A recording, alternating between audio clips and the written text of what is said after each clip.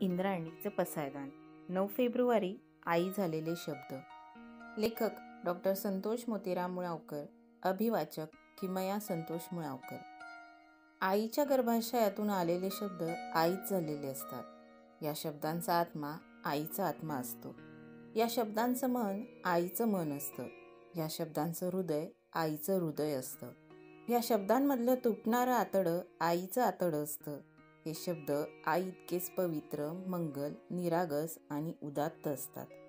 तरीही या शब्दांना अधिक पवित्र, मंगल, निरागस आणि उदात्त व्हायचं असतं. म्हणूनच हे शब्द आईच्या अश्रूंनी आंघोळ करतात. ही आंघोळ आईच घालत असते. या शब्दांना आंघोळ घालताना आई शब्दांमधलं परमतत्व बघत असते. परमतत्वाच्या दर्शनानं आंघोळीचा अभिषेक होतो.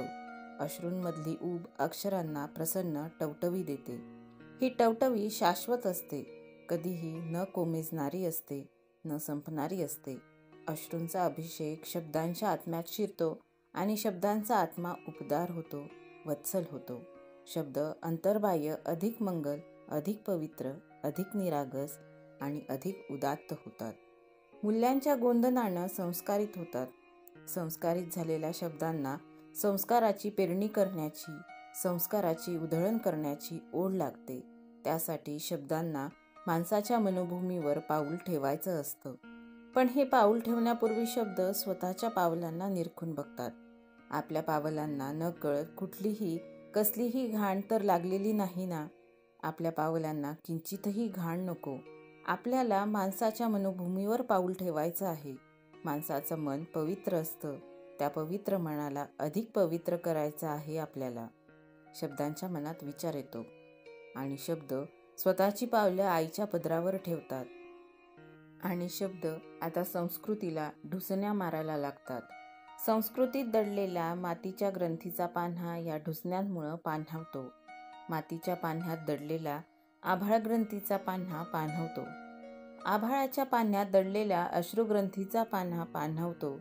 अश्रूत दडलेल्या सूर्यांच्या प्रकाशग्रंथीचा पान्हा पान्हावतो. सूर्याची प्रकाश किरणंसुद्धा मातृहृदयी होतात. अंधाराला मायेच्या ममतेनं समजवायला लागतात. अंधारालाही समज येते. त्यालाही स्वतःतल्या प्रकाश नक्षत्रांची जाणीव होते. तोही उजळायला लागतो. अंधाराची प्रकाश नक्षत्र प्रकाशात समर्पित होतात. प्रकाशाची स्वजाणीव प्रगल्भ व्हायला लागते. प्रकाश स्वतःतल्या इंद्रधनुष्याच्या रंगग्रंथींना ढुसण्या मारायला लागतो आणि इंद्रधनुष्य स्वतःच्या रंगप्रसवात मग्न होऊन जातं. आई झालेल्या शब्दांना प्रसवाशिवाय दुसरं काही सुचत नसतं. ह्या प्रसवमग्न शब्दांमध्ये आईची लगबग असते, तगमग असते, आईचा धीर असतो, आईची अधीरता असते. शब्दांची ही वत्सल विभोर अवस्था मातृहृदयी साने गुरुजींच्या लेखणीत झालेली असते. ते स्थळ कारागृह असतं, पण त्या कारागृहाचं आईचं घर झालेलं असतं. आईच्या घरात आईचे वत्सल शब्द आईहून आईची वत्सल गोष्ट सांगत असतात, लिहित असतात. या घटनेची नोंद घेता घेता 9 फेब्रुवारी 1933 हा दिवस वात्सल्यानं ओथंबून जातो. वात्सल्याचा इतिहास लिहिता लिहिता वात्सल्य नवा इतिहास निर्माण करत असतो. साने गुरुजींनी श्यामची आई हा वात्सल्य ग्रंथ लिहायला सुरुवात केलेली असते.